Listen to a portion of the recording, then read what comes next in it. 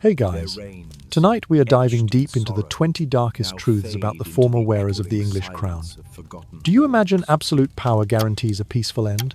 The reality is far more gruesome. We are going to unearth the tragic and often utterly humiliating final moments of these monarchs. Just picture this: the greatest king whose body burst open from swelling, its putrid fluids eventually licked up by a stray dog. Or the legendary queen who spent decades accumulating toxins in her system due to a dreadful beauty secret. We'll also hear about the young king deemed so perverse that he was glad to die, and the king whose horrifying execution involved a red-hot poker because of his sexual orientation. These tragedies go far beyond textbook history. They are a profound reminder of the fragility of life and the unbearable burdens of the throne. So, before you get comfortable, take a moment to like the video and subscribe, but only if you genuinely enjoy what I do here. Let me know where you're relaxing and what time it is where you are.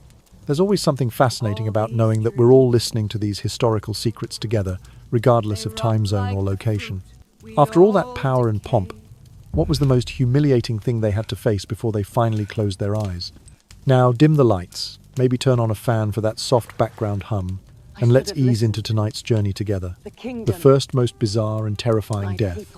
Henry VIII, the decay, a rotten and humiliating end. Henry VIII, born on the 28th of June in the year 1591, met his end on the 28th of January in the year 1547, at the age of 55. In his final years, the king, famed for 6 marriages and sweeping religious reforms, became the tragic exemplar of excess. Once athletically robust, Henry VIII gradually lost control of his body. A jousting injury in the year 1519 turned into a chronic ulcer, oozing pus, and forming open gangrene so severe that bone protruded through rotten flesh. Royal physicians applied vinegar and rosewater to mask the stench, yet no remedy could halt the septicemia spreading through his veins. Simultaneously, the king's weight ballooned uncontrollably, exceeding 400 pounds, necessitating special pulleys for him to move through corridors and navigate palace doorways. Chambers once fit for royalty were widened to accommodate his swollen frame. On the morning of the 28th of January in the year 1547, Henry VIII lay dying at Whitehall Palace, surrounded by flickering candles and heavy silence. His body was then placed in a lead-lined coffin, unusually large to contain his expanded form. At the Chapel of St. George in Windsor Castle, as mourners sealed the coffin and lowered it into place, internal pressure forced the lid to burst open with a deafening crack. Putrid pus and decomposed fluids flooded the cold stone floor in a scene of grotesque horror. Chroniclers even note a stray dog from outside the castle, entering and licking the fatal runoff, leaving bubbles on the flagstones. This rotten and humiliating demise of an absolute monarch, once wielding sword and statue to command a realm, stands as the starkest testament to the impermanence of the flesh. Now, only the chapel's chill and the echo of history remain, a reminder that no one, however powerful, can escape the cycle of birth, aging, illness, and death. The second most bizarre and terrifying death. Mary I, Bloody Mary. Mary I, born on the 18th of February in the year 1510, ascended the English throne on the 17th of July in the year 1553 at the age of 43. Dubbed Bloody Mary for her fierce persecution of Protestants, she bore a far deeper, more personal tragedy, an unfulfilled longing for motherhood. In July of the year 1554, Mary married Philip II of Spain, kindling hopes of an heir to secure the Tudor succession. Within months, court physicians led by Dr. Thomas Wendy announced that the Queen showed unmistakable signs of pregnancy. Elation spread throughout the palace as Mary, her heart full of expectation, believed her prayers answered. Yet, just weeks later, she was seized by agonizing abdominal pains and excessive bleeding. A follow-up examination on the 25th of September in the year 1554 revealed not a living child but a malignant growth in her womb, a uterine cancer that would advance with merciless speed. The illness progressed so rapidly that Mary endured unrelenting hemorrhages, her strength ebbing with every spasm of pain. Physicians resorted to the contemporary cold vein therapy, immersing her limbs in ice-cold water to constrict blood vessels and slow the flow. They also injected silver nitrate solutions, then believed to cauterize wounds, and prescribed decoctions of red rose and agrimony to staunch bleeding. Despite their best efforts, None of these interventions could halt the advancing tumour or prevent fresh, profuse bleeding. By the 3rd of November in the year 1558, Mary's suffering became unbearable. Late that evening, attendants found her drifting in and out of consciousness, each breath shallow and quivering. Clutching a small silver crucifix, she murmured prayers for forgiveness and whispered pleas for the child she would never bear. Her once regal composure gave way to tears as the cruel reality of her fate settled upon her. At approximately 11:30 on the 17th of November, in the year 1558, Mary I drew her last breath in her private chamber at St. James's Palace. She was 48 years old. No triumphant trumpets heralded her, passing only the solemn tolling of the great bell at Westminster Abbey marked the end of her reign. On the 19th of November, her drained and pallid body was carried in a simple hearse to St. Mary's Church in Westminster, where she was interred without fanfare. Mary's lonely and tragic demise. A sovereign wielding absolute power, yet powerless, before the ravages of her own body stands as a haunting testament to the paradox of authority and vulnerability. In the hushed corridors of Tudor history, her story endures as both a caution and a dirge, that even queens named for blood may find their deepest wounds hidden within. The third most bizarre and terrifying death. Elizabeth I, toxic beauty secrets. Elizabeth I, born on the 7th of September in the year 1533, reigned from the 17th of November in the year 1558, until her death on the 24th of March in the year 1603, at the age of 69. Celebrated for her porcelain complexion, she concealed a deadly beauty routine that would slowly poison her.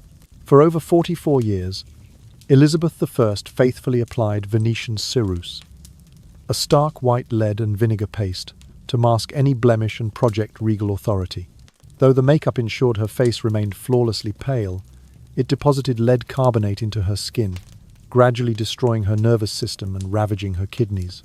Court medical records from the late 1600s describe her chronic headaches so severe that she would withdraw from affairs of state to rock in darkened rooms, moaning softly.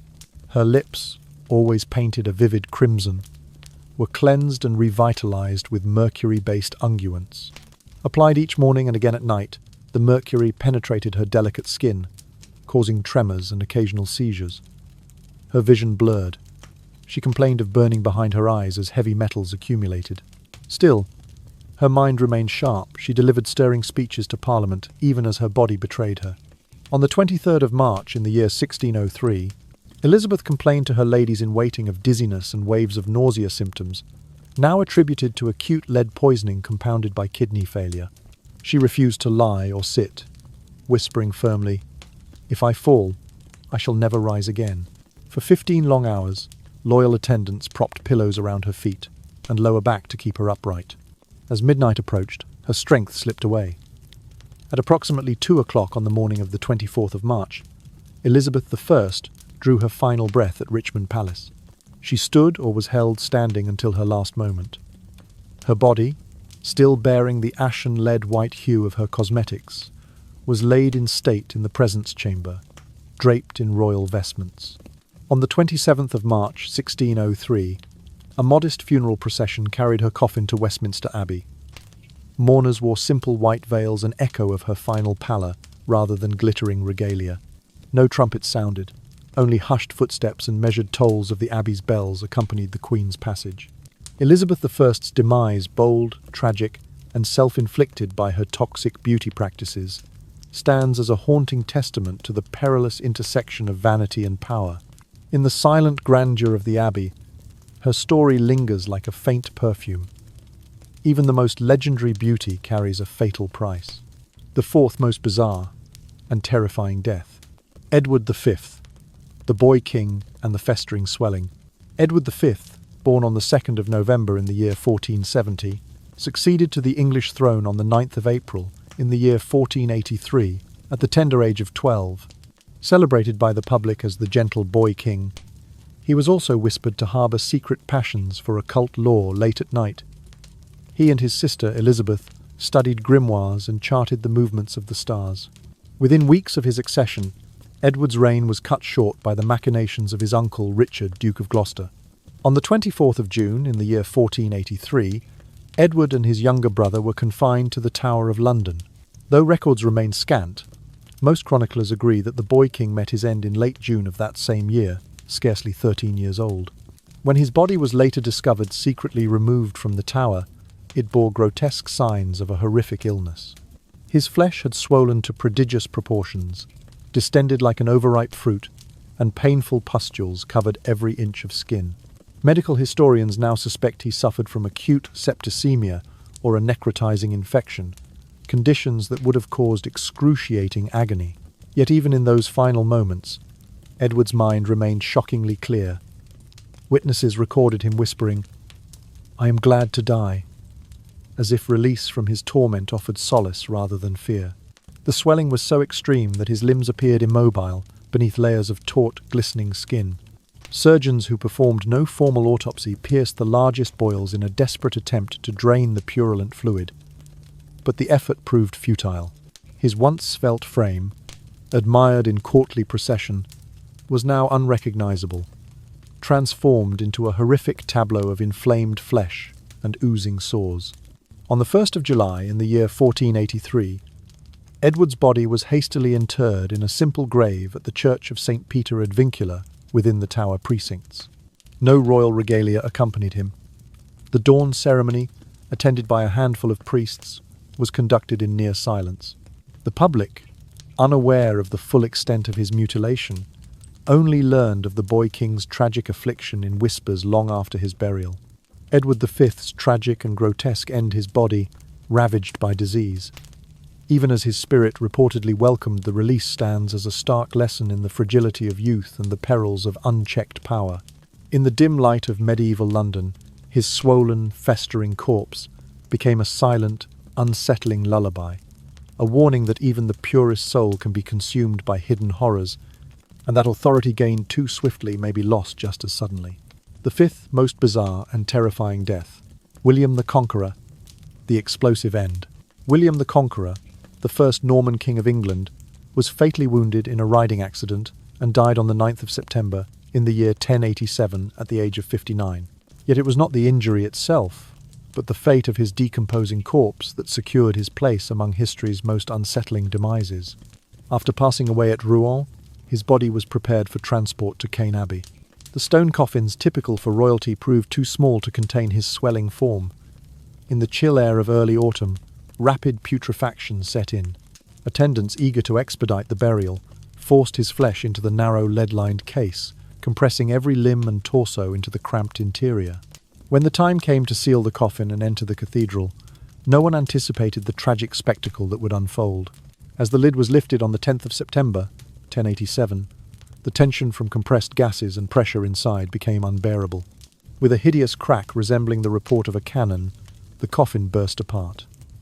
Rotten, bloated flesh was blown skyward, a stench of decay so intense that the clergy and mourners fled in panic. Incense burners fell to the floor as priests stumbled over each other in their haste to escape the hellish miasma. Witnesses described a scene more fitting a battlefield than a house of worship. Shards of wood and lead raining down, putrid organs scattered across the marble floor, and a gush of fetid fluid pooling at the altar steps. The few who remained later reported that even the stone walls seemed to weep with condensation and foul droplets.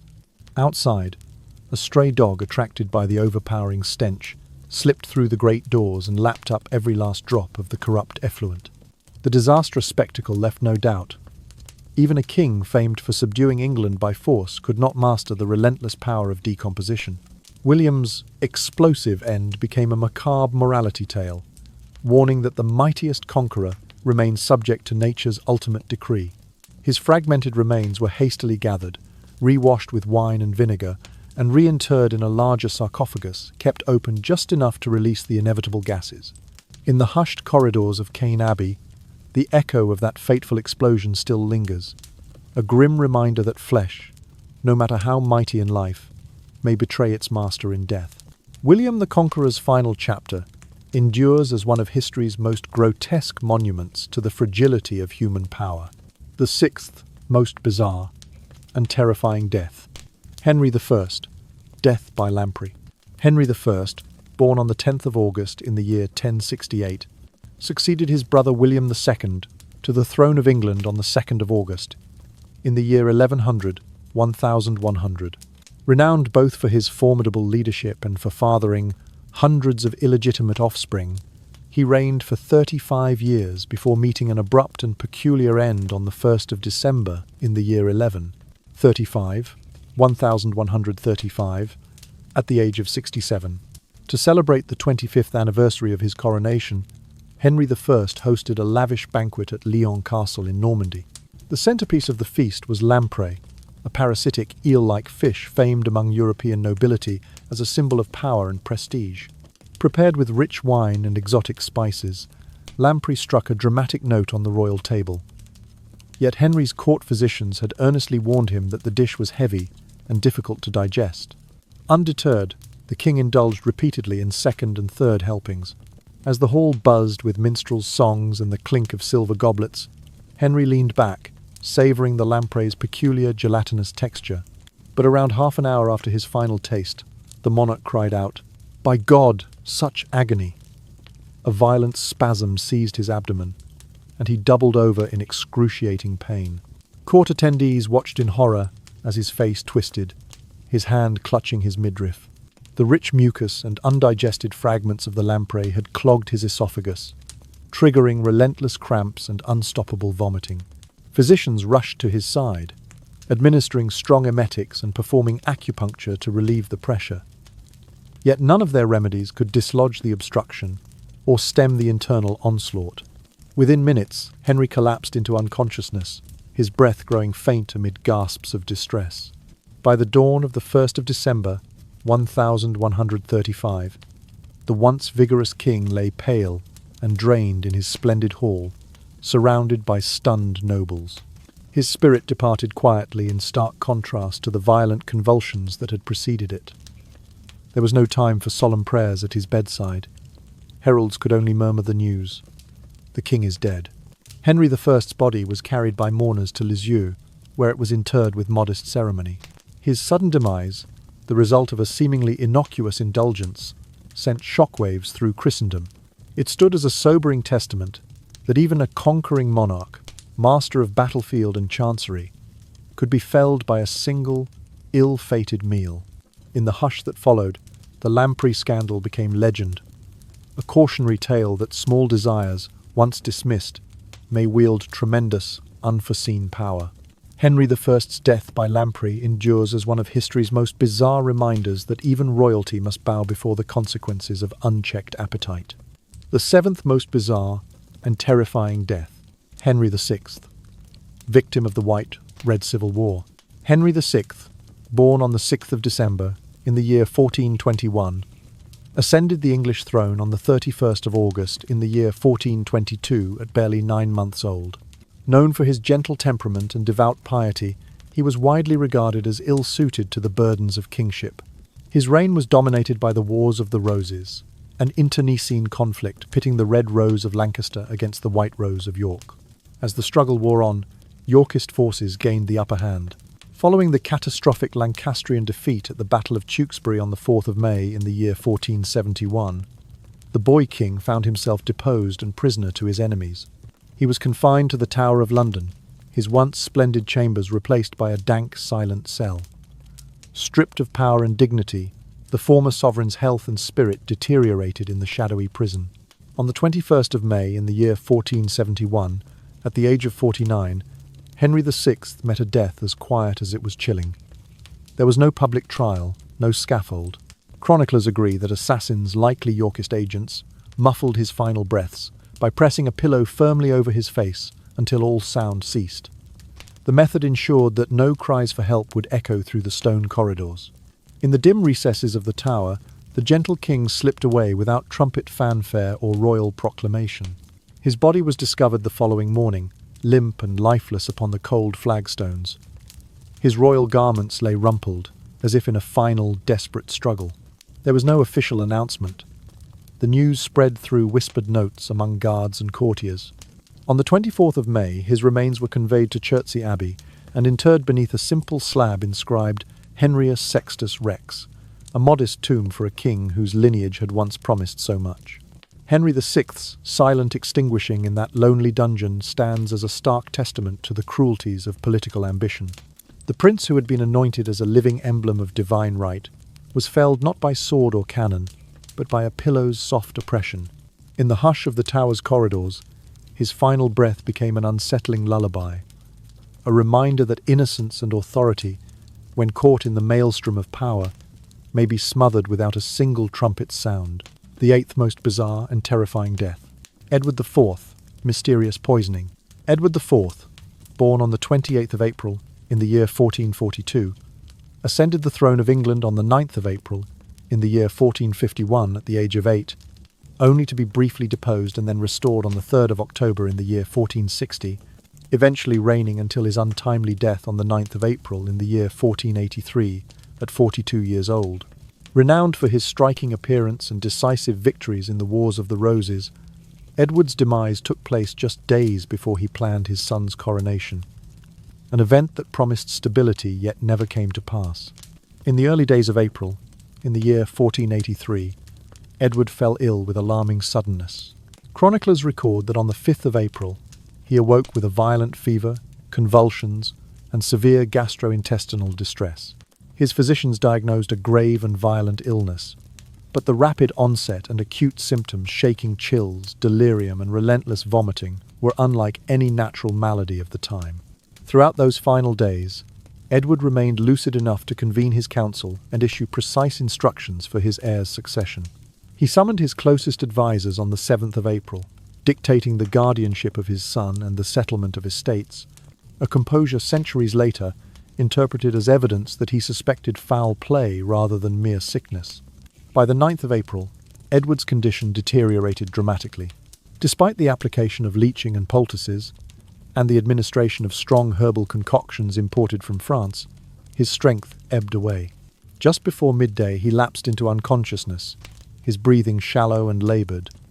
At approximately 2 o'clock in the afternoon, Edward IV drew his final breath in the royal chambers at Westminster. His death pronounced the result of extreme fever, though this official account masked darker suspicions. Rumours swiftly swept through London that the king's daily draughts, particularly his favourite French herbal tea, had been laced with a slow-acting poison. Noble factions whispered that one of Edward's own courtiers, coveting influence over the young Edward V, had tampered with the sovereign's elixir. No definitive evidence ever emerged, yet the spectre of regicidal intrigue clung to Edward's memory.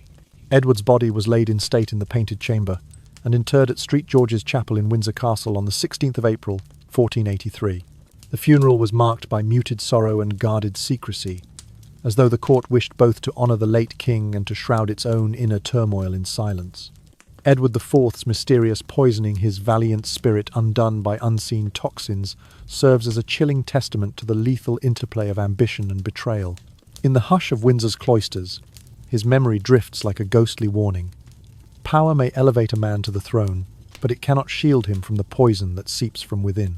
The ninth most bizarre and terrifying death. Edward II, the most horrific end. Edward II, born on the 25th of April in the year 1284, ascended the English throne on the 23rd of August in the year 1307, at the age of 23. Celebrated for his early promise, yet criticised for favouring close companions over counsel, he became the first English king deposed by his own wife, Isabella of France, who at 21 conspired with her lover, Roger Mortimer, to seize the crown. Following his capture at Berkeley Castle on the 22nd of September in the year 1327, Edward was imprisoned in the Tower of London.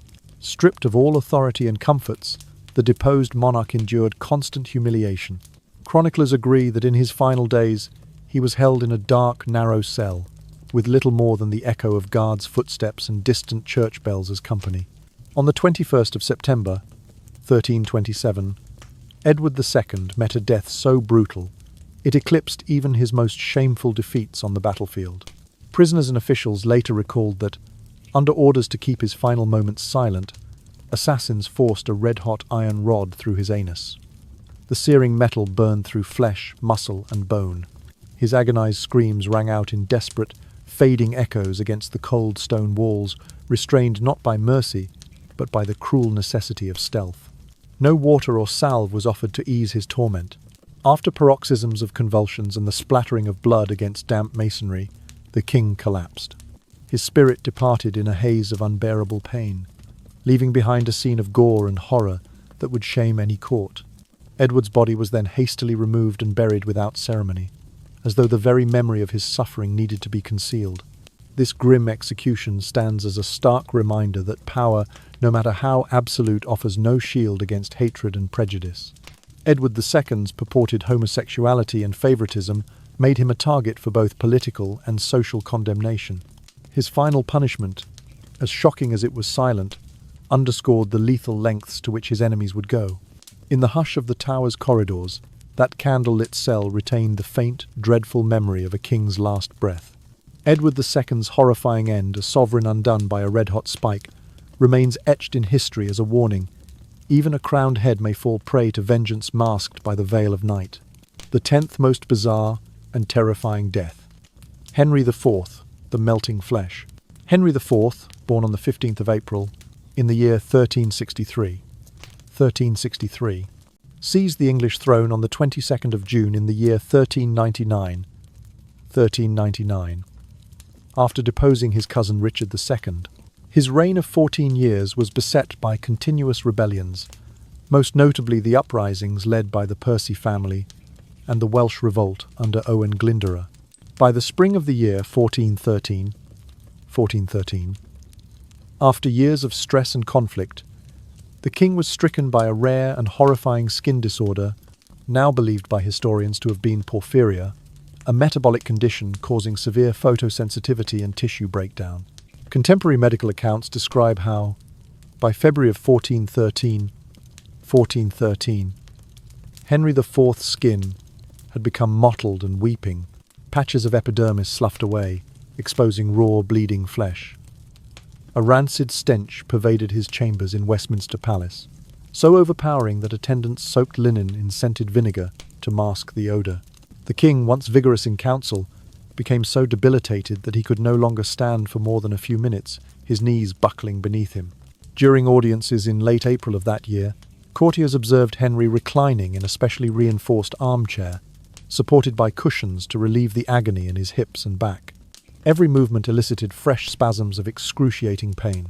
Physicians applied poultices of crushed comfrey and honey to slow the necrosis, and bled him repeatedly in an attempt to restore equilibrium to his humours. But all measures proved futile. By the 10th of May, 1413, the necrotic spread had reached his extremities, causing his fingers and toes to blacken and ooze. High fevers racked his body, and delirium set in. The air in his private apartments grew so foul that windows were thrown open regardless of the chill. Even the candles seemed to flicker in disgust, casting grotesque shadows upon his bandaged form. On the 20th of May, 1413, after weeks of relentless decline, Henry IV drew his last shuddering breath in his bedchamber at Westminster. He was 50 years old. His passing was announced not with trumpets but with hushed sobs among those who cared for him. His body, ravaged and swollen, was conveyed to Canterbury Cathedral and interred on the 23rd of May, 1413, in the dynastic crypt. Henry IV's melting flesh, his mortal frame, undone by a cruel disease, stands as a tragic testament to the price of power seized through violence. In the silent halls of Westminster, the story of his agonizing end endures as a somber warning. No crown, however firmly grasped, can shield its wearer from the slow, merciless ravages of the body itself. The 11th most bizarre and terrifying death. Margaret Pole, the tragic end of a stalwart noblewoman. Margaret Pole, born on the 14th of August in the year 1473, was one of the last surviving members of the Plantagenet dynasty. Elevated to Duchess of Salisbury by Henry VII in the year 1502, she retained fierce pride in her royal blood throughout her life. Yet under the rule of her cousin once removed Henry VIII, she would face a trial that culminated in a brutal, prolonged execution on the 27th of May in the year 1541 at the age of 67. Accused of conspiring to restore Yorkist claimants to the throne, Margaret was indicted for treason in the Tower of London. Despite the gravity of the charges, She stood unwavering before her judges, defiantly declaring, "I have never been a traitor to the King's Majesty." Her steadfast dignity in the face of death has echoed through history as a testament to her courage. At dawn on the 27th of May, Margaret was led to Tower Hill to meet her end. The executioner, inexperienced and unsteady, struck his first blow with such miscalculation that the axe barely nicked her neck, leaving her bleeding but alive. Two further attempts saw the blade strike bone and cartilage, each swing deepening her agony without severing her head. Witnesses recoiled as the Countess endured blow after merciless blow until the 11th stroke, nearly a full minute after the first, finally cleaved through her neck and released her head into the waiting basket. Throughout the prolonged ordeal, blood spurted with each futile strike, and Margaret, still lucid, bore her suffering with an unbroken spirit. Her final moments, recorded in Tudor chronicles, stand as both a grim spectacle and a testament to her resilience. Her body was then taken precipitously to the chapel within the tower, where she received a private burial. No grand procession attended her interment. Only a handful of priests offered brief prayers over her simple grave. News of her brutal execution spread quickly, transforming Margaret Pole into a symbol of defiance against tyrannical power. Margaret's drawn-out death, an elderly duchess forced to endure 11 savage strikes, underscores the cruelty that power can unleash when wielded without mercy. In the hush that followed, courtiers whispered of her unwavering resolve, her final breath a silent prayer for her children's future. Her martyrdom remains a haunting reminder that even the most stoic dignity can be tested by the unskilled hand of violence. In the shadowed corridors of the tower, the echo of her suffering lingers like a mournful lullaby, a solemn warning that loyalty and birthright offer no protection from the sharp edge of unchecked authority. The 12th most bizarre and terrifying death. Anne I, 17 pregnancies and a medical mystery.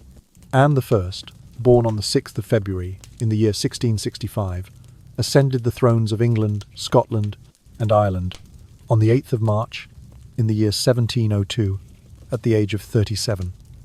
She was the last Stuart monarch, celebrated for uniting her kingdoms under the 1707 Act of Union. Yet her reign was overshadowed by the heartbreaking tragedy of conceptions gone awry. Over her 12 years as queen, Anne endured 17 confirmed pregnancies, but only 5 children ever drew a single breath, and none survived to adulthood. From the spring of the year 1703 through the summer of 1714, court records and personal letters chronicle miscarriage after miscarriage. In 1703, 1704, 1705, 1706, 1708, 1709, 1710, 1711, 1712, 1713, and 1714, Anne suffered prolonged hemorrhaging and crippling pain. Each loss not only robbed her of potential heirs but also left her weakened and pale, her once vibrant frame reduced to trembling fragility at public ceremonies.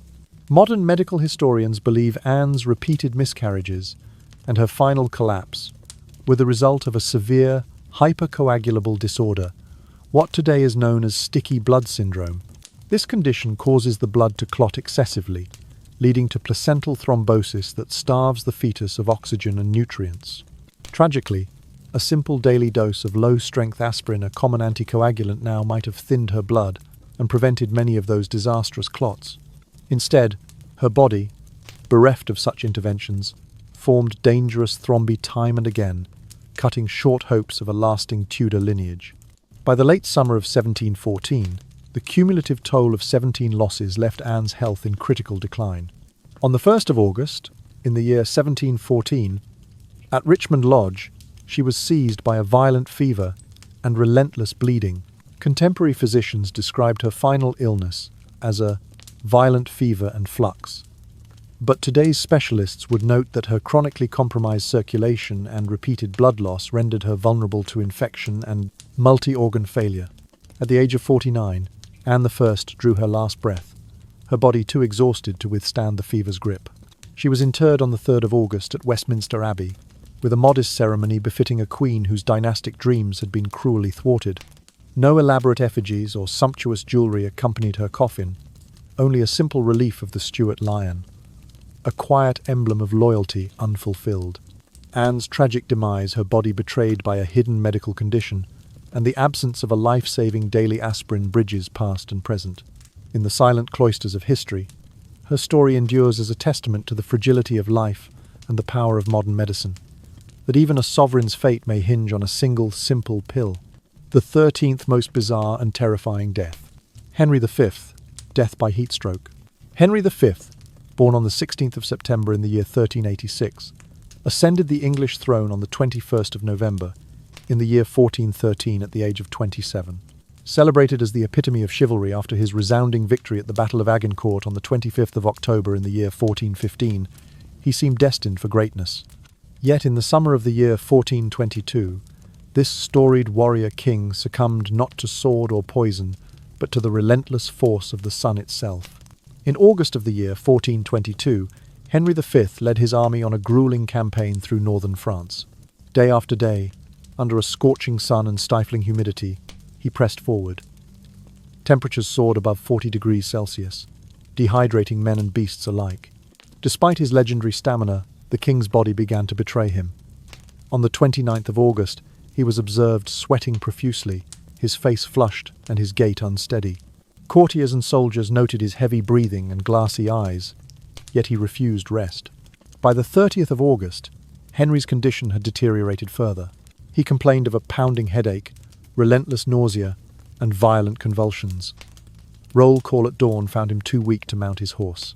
Physicians, employing the period's most advanced treatments, performed what they called plasma extraction, withdrawing a portion of his blood to relieve internal pressure.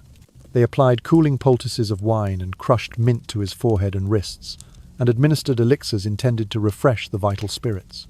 Despite their efforts, each remedy offered only fleeting relief. On the morning of the 31st of August in the year 1422, Henry was carried into a makeshift command tent at the Château de Vincennes. His breaths came in ragged gasps, as the medical staff fanned him with linen while sprinkling water upon his parched lips. But the combination of heat stroke and dehydration proved too severe. At approximately 2 o'clock that afternoon, after a prolonged struggle with searing fever and convulsions, Henry V drew his final death rattles. He was 35 years old. His body was laid in state in the Great Hall of Vincennes before being conveyed to the Basilica of Saint-Denis for interment. England, left under the regency of his 9-year-old son Henry VI, plunged into political uncertainty and factional strife. The king's unexpected and seemingly ordinary demise, struck down by the natural elements rather than an enemy's hand, served as a stark reminder that even the greatest champions cannot defy the immutable laws of nature. Henry V's death by heat stroke endures as a poignant warning. No amount of martial valor or kingly authority can shield one from the simple, crushing power of the Sunday. In the hush of Vincennes' deserted fields, his final laboring breaths echo like a sleepy lullaby, reminding us of humanity's fragile place beneath the vast, indifferent sky. The 14th most bizarre and terrifying death. George II, death in the lavatory. George II, born on the 10th of November in the year 1683, reigned as King of Great Britain and Ireland from the 11th of June in the year 1730 until his unexpected demise on the 25th of October in the year 1760 at the age of 76. His reign spanned 30 years of war, peace, and parliamentary evolution. Yet no diplomatic triumph nor battlefield victory could forestall the odd fate that befell him at dawn in his own palace. On the morning of the 25th of October in the year 1760, George II rose from his bed at Kensington Palace, as was his custom. Feeling the urgent call of nature, he made his way to the stone lavatory installed discreetly outside his bedchamber. According to the official report by Sir Edward Wilmot, the King's court physician, the heavy stone slab of the privy gave way beneath his weight and the force of his sudden movement. With a thunderous crack that echoed through the corridors, the slab collapsed into the cesspit below. The shock of the fall, a yawning chasm, opening beneath a 76-year-old sovereign, propelled George's body downward. Attendants, drawn by the cacophony, rushed to the scene and found the king unconscious, face down amidst the cold stone and waste below. They hastily lifted him, their hands slick, and carried him back to his bedchamber in utter silence. Physicians arrived within minutes to examine his injuries. They noted multiple contusions across his head and chest, a probable fractured rib, and signs of internal hemorrhaging. The king's breathing was shallow and laboured.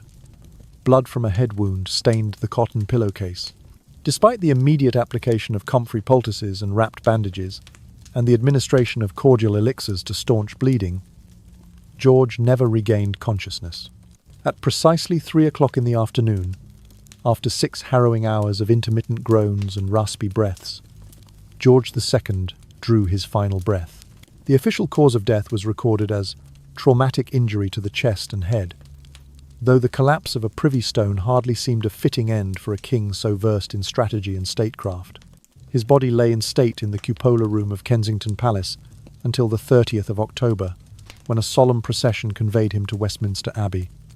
There, in the nave's chapel of Street, Edward the Confessor, he was interred beside his beloved wife, Caroline of Ansbach. George II's death, both ludicrous and lamentable, stands as a stark reminder that even the highest throne offers no immunity from life's most mundane perils. In the hushed corridors of Kensington and the echoing aisles of Westminster, the tale of that fateful crack lingers as a sleepy warning. Mortality spares none, and the simple act of nature's call can bring down a monarch as surely as any battlefield blow. The 15th most bizarre and terrifying death. William II Rufus, the woodland abandonment. William II Rufus, born on the 1st of September in the year 1056, succeeded his father as King of England in the year 1094 at the age of 38. Renowned for his fierce rule and disputed legitimacy, he was widely accused of depravity, debauchery, and even homosexuality. His reign ended under the shadow of mystery on the 2nd of August in the year 1100, when he was 43 years old. On that fateful summer day, William joined a hunting party in the dense undergrowth of the New Forest, south of Winchester.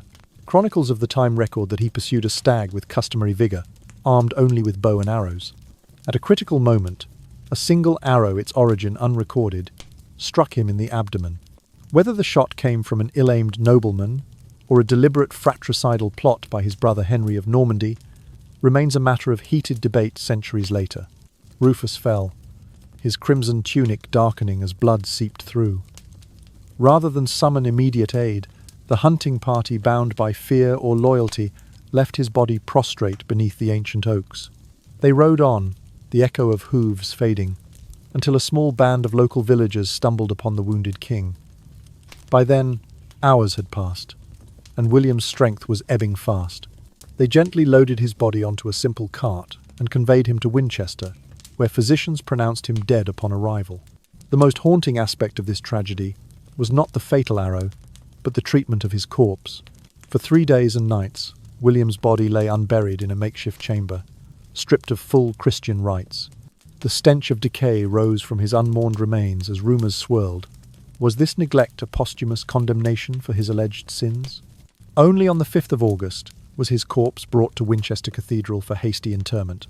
The funeral held in sombre haste, with minimal ceremony. William II Rufus's woodland abandonment stands as a chilling testament to the peril of royal favour.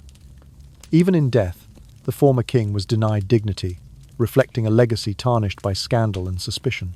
In the silent aisles of Winchester Cathedral, his unmarked grave whispers of betrayal. A monarch felled not only by an arrow but by the deepest currents of disgrace and desertion. The 16th most bizarre and terrifying death. Richard I, the Lonely Lionheart. Richard I, born on the 8th of September in the year 1157, ascended the throne of England on the 26th of September in the year 1189 at the age of 32.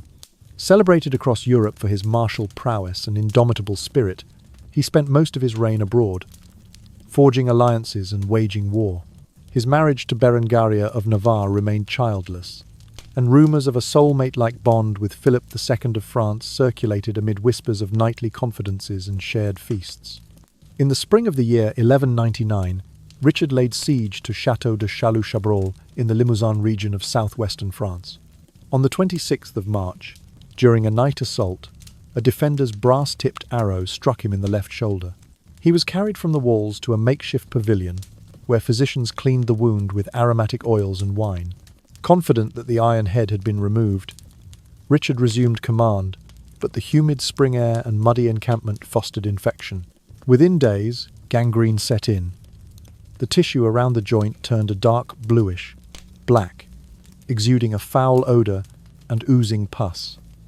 By the 1st of April, the king could no longer mount his horse. He was transported to the city of Limoges, and then to his mother Eleanor's residence at Fontevraud. There, he lay propped on pillows, clutching a small silver figure of Christ for comfort, his eyes half closed in pain. In his final hours, Eleanor of Aquitaine, aged 76, cradled her son's hand, murmuring prayers as his breathing grew laboured. Despite the entourage of knights and clerics at his bedside, Richard remained alone in his suffering, isolated by the very wound that once symbolised his bravery. He refused to speak, his groans mingling with the crackle of chapel candles and the distant tolling of bells. On the morning of the 6th of April in the year 1199, after 11 days of agony, Richard I drew his last breath. He was 41 years old. His body was clothed in crimson robes, laid upon a wooden bier, and transported to Fontevraud Abbey. There, on the 10th of April, he was interred beside his father and grandfather, his effigy carved in stone depicting him at rest rather than in battle. Richard's solitary death, fallen not on the field but to a festering wound, stands as a poignant counterpoint to his legend. In the quiet cloisters of Fontevraud, the echo of his lonely struggle lingers, a reminder that even the mightiest warrior, revered as a lionheart, may meet his end in humble suffering, beyond the roar of battle and the light of victory. The 17th most bizarre and terrifying death. Edward III, the smoking habit and fateful consequence. Edward III, born on the 13th of November in the year 1312, ascended the English throne on the 1st of February in the year 1337 at the age of 24. Renowned as a measured yet resolute ruler and victorious commander at the battles of Crécy in the year 1346 and Poitiers in the year 1356, he presided over the first half of the 100 Years' War. After decades of warfare, Edward embraced a novel indulgence newly imported from the New World tobacco. Personal letters and court chronicles record that by the year 1370, the king smoked up to 30 clay pipes a day. Concerned by the acrid fumes, he commissioned a lead-lined smoking chamber at Windsor Castle, ventilated only by narrow slits in the stone walls. There he would recline on a velvet couch, pipe in hand, as attendants fanned incense to mask the pungent odour. Yet in the early summer of the year 1377, at the age of 64, Edward's robust constitution began to fail. On the 15th of June, he awoke with a blinding headache, high fever, and a persistent cough that rattled his chest. Physician John de Croydon, applying the contemporary dry sweat treatment, administered draughts of distilled peppermint water and placed the king beside a brazier to induce heavy perspiration believed then to purge the body of bad humours. However, the sweltering air only worsened Edward's distress. Within days, the monarch developed acute pneumonia, complicated by what was then termed consumption, now understood as pulmonary tuberculosis. He suffered relentless chills, pleuritic chest pains, and night sweat so profuse that his linen gowns were soaked through. By the 19th of June, Edward could no longer rise from his bed in the Great Hall at Westminster Palace. His breathing became laboured. Each inhale sounded like the hiss of a pipe abruptly extinguished. On the 21st of June in the year 1377, after a prolonged struggle against overwhelming respiratory failure, Edward III drew his final breath. He was 64 years old. His body was laid in state at Westminster Abbey before being interred on the 15th of July that same year in the royal vault, his coffin adorned with a simple carving of him clutching a pipe, an odd testament to his final vice. Edward's demise, a capable warrior undone by a seemingly innocuous personal habit, stands as a stark warning that no degree of martial prowess or regal authority can shield one from the consequences of individual choices. In the silent, tobacco-scented corridors of history, his story drifts like smoke, a hushed reminder that even a king, wrapped in victory and honour, may be felled by the faintest ember of his own making. The 18th most bizarre and terrifying death. Richard II, the Forbidden Kiss. Richard II, born on the 6th of January in the year 1367, ascended the English throne on the 21st of June in the year 1399 at the tender age of 10. His 8-year reign was marked by extravagant spending, erratic policy, and whispers of intimate attachments, most notably with Robert de Vere, Earl of Oxford and later Duke of Ireland. That deep bond scandalised nobles, but nothing provoked greater outrage than Richard's final, defiant gesture of affection. When Robert de Vere died abroad in December of the year 1398, Richard II defied public convention. Upon learning of his friend's passing, he ordered that de Vere's coffin be brought back to England. In a moment etched into the annals of court controversy, the king personally opened the lead-lined casket on the 10th of January in the year 1399 and kissed the cold hand of his deceased companion. Nobles deemed this act the ultimate symbol of royal degeneracy, fanning the flames of discontent among those who already questioned Richard's authority.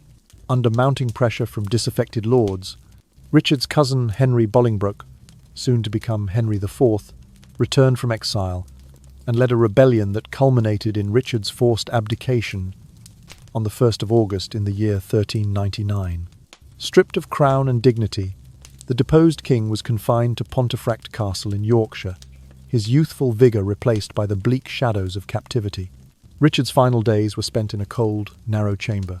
Chroniclers disagree on the precise cause of his demise, but most concur that on the 14th of February in the year 1400, at the age of 32, Richard II passed away under mysterious circumstances. Some historians suggest he was starved to death, denied food and water until his body gave out. Others claim he was quietly poisoned, with tainted bread or wine slipped into his meagre rations, so that his final moments would be marked not by public spectacle, but by silent suffering. Yet it is the legend of Richard's forbidden kiss that endures. On his deathbed, some say he huddled in darkness, whispering his last thoughts of loyalty and love. Even as his strength ebbed, the memory of his final embrace of de Vere's hand lingered in his mind, a testament to a heart that craved affection beyond the strictures of royal protocol. Richard II's tragic end, whether by starvation or poison, remains overshadowed by that single, defiant kiss. In the quiet dungeons of Pontefract, the ghost of his last embrace haunts the stones as a whispered reminder that even a king's heart may reach for forbidden tenderness, and that the most intimate expressions of love can become the most potent symbols of downfall. The 19th most bizarre and terrifying death. James I, the secret passage of forbidden love. James I, born on the 19th of June in the year 1566, acceded to both the Scottish and English thrones on the 24th of March in the year 1603, at the age of 36. Renowned for uniting two crowns, he was equally famed and whispered about for his intimate relationships with male favourites, most notably George Villiers, Duke of Buckingham, and earlier Robert Carr, Earl of Somerset. In the quiet hours of the night, James commissioned a clandestine corridor linking his private chambers at Whitehall Palace directly to the suite of George Villiers. This hidden passage, its stone walls masked by tapestry and flickering torchlight, allowed the two men to meet in complete privacy, far from the prying eyes of court gossip. It was a symbol of affection, defying royal protocol, and the rigid expectations of 17th century court life. James's devotion to Villiers was such that the king is said to have publicly mourned the Duke's assassination on the 23rd of August in the year 1616, an unprecedented display of grief for a monarch. Yet the most enduring testament to his forbidden loves would come after James's own death on the 27th of March in the year 1625. When his body was laid to rest in Westminster Abbey on the 2nd of April in the year 1625, the placement of his tomb raised eyebrows across Christendom. Rather than being interred alongside previous monarchs in the Lady Chapel, James's marble sarcophagus was situated in the nave immediately adjacent to the memorials of his two most cherished companions. To his right lies the tomb of George Villiers, Duke of Buckingham. To his left rests Robert Carr, Earl of Somerset. This triad of eternal slumber, side by side, forms a silent, stone-cold corridor of memory that echoes the secret passage of their living days. The juxtaposition of these tombs transformed Westminster Abbey's sacred nave into an unspoken monument to a love deemed forbidden by tradition. Pilgrims and courtiers alike paused before the row of tombs, their whispered reverence tinged with scandal. No inscriptions proclaiming political deeds or battlefield triumphs overshadowed this arrangement. Instead, the proximity of their remains spoke volumes about James's personal loyalties. James I's death, his body interred in the heart of royal worship, flanked by his male favourites, remains one of history's most peculiar final gestures. In the hushed grandeur of Westminster Abbey, the silent alignment of these tombs stands as a spectral reminder. Even a king may seek sanctuary in the hidden passages of the heart, and in death, Love's secret corridors may become the most enduring monument of all, the 20th most bizarre and terrifying death. Elizabeth II, the end of an era. Elizabeth II, born on the 21st of April in the year 1926, acceded to the thrones of the United Kingdom and the Commonwealth realms on the 6th of February in the year 1952 at the age of 25. Her reign, spanning exactly 70 years and 2 months, was the longest of any British monarch. Yet even such an enduring sovereign met her final rest in a manner both serene and strangely poignant. On the 8th of September, in the year 2022, at the age of 96, Elizabeth II passed away at Balmoral Castle in Aberdeenshire, Scotland. It was a gentle end. She died peacefully in her sleep after a morning of light duties and afternoon tea, but it carried a weight of sudden emptiness across nations, still awed by her stoic presence. Her final day had begun with a brief console call to her eldest son, now King Charles III, whom she greeted with her customary warmth. "Good morning, sir," she said, as the sun filtered through the Highland mist. Medical staff noted no acute distress. The Queen simply slipped away around noon as a soft breeze stirred the drapes of her private sitting room. In the quietude of Balmoral's ancient stones, her life's flame dimmed without fanfare. No trumpets, no fanfare. Only the distant tolling of St. Giles Cathedral bells carried north on Highland air. When staff discovered her still form, they laid a crimson tartan shawl over her shoulders, the fabric echoing both her Scottish refuge and her lifelong devotion to tradition. Her body lay in state at Holyrood Palace for 2 days before being transported in a solemn procession to Edinburgh Castle. Then, on the 13th of September, she travelled by train south to London, the Royal Scots Guard standing silent vigil along the route. Each carriage window bore wreaths of thistle and rose, symbols of her union of realms. Her coffin, draped in the royal standard and topped with the imperial state crown, glowed in the twilight of London's rooftops. On the 19th of September, a state funeral at Westminster Abbey saw the converging of royalty and commoner, foreign dignitary and working family, all united in hushed reverence. As her ceremonial guard lowered her into the King George VI Memorial Chapel, the Abbey's candles flickered and the final hymn faded into echoes. Elizabeth II's passing, so tranquil, yet charged with the end of an age, remains a gentle yet haunting reminder that even the most enduring symbols of continuity must one day relinquish their grace. In the still hours after her funeral, the world felt the quiet after a lifelong refrain, as if the very heartbeat of history had paused, whispering that no crown, however ancient, can forestall the final slumber. And now, as the epic saga of 22 English monarchs draws to a close, let us take a long, deep breath, allowing the resounding heartbeats of history to settle like gentle waves folding softly onto the shore. From William the Conqueror's horrifyingly explosive end to Edward III's final weakness brought on by his tobacco habit, each tale echoes one timeless truth.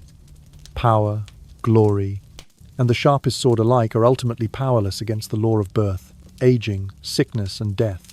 Imagine yourself now seated comfortably in a plush armchair, a warm golden light cascading down, your face relaxing as though drifting into a daydream. Every story I've shared, whether tragic, bitter, or tinged with profound humor, carries a humanistic value.